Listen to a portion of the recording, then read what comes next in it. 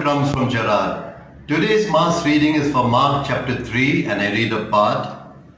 Jesus withdrew with his disciples to the sea, and a great multitude from Galilee followed him. In the passage before this, we see that hostility against Jesus is rising and the Pharisees are plotting how to put him to death. And so Jesus withdraws. Regularly in the Bible, we find that Jesus withdrawing into the hills or into some place for quiet. Either it is because he wants to pray, because he wants to teach his disciples, because of hostility, or simply because he needs the time to rest. Mark gives us in Mark chapter 1 verses 21 to 45 a typical day of Jesus, where you see how busy he is, and in that busy day he finds the time to rest. Let's take a look at the Gospel of Mark and see how often does Jesus go out into a place for quiet. Jesus went into the wilderness alone to be tempted by Satan. Jesus went out to the seaside after the Pharisees considered him guilty of blasphemy because he claimed to forgive sins. Jesus went out to the seaside after confronting the Pharisees regarding his healing on the Sabbath.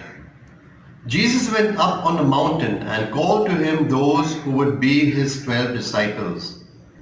Jesus took his disciples away for a time of rest. Jesus went up on a mountain to pray. Jesus and the disciples left Galilee and went into the pagan territory of Tyre after confronting the religious leaders with their hypocrisy. Jesus took Peter, James and John onto a high mountain to see his transfiguration. Jesus went apart from his disciples to pray in the Garden of Gethsemane.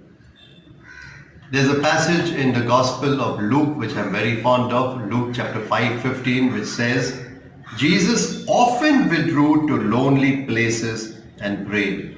So this was a daily matter for Jesus, his time of quiet.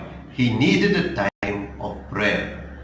When you look into the life of Pope Francis, with all his activity at his age, every day he finds the need to pray 3 hours. And in the evening, after all his work, that one of silence before the Blessed Sacrament is something that he cherishes. And therefore now put on your thinking cap. In your busy schedule, how much time do you spend in quiet?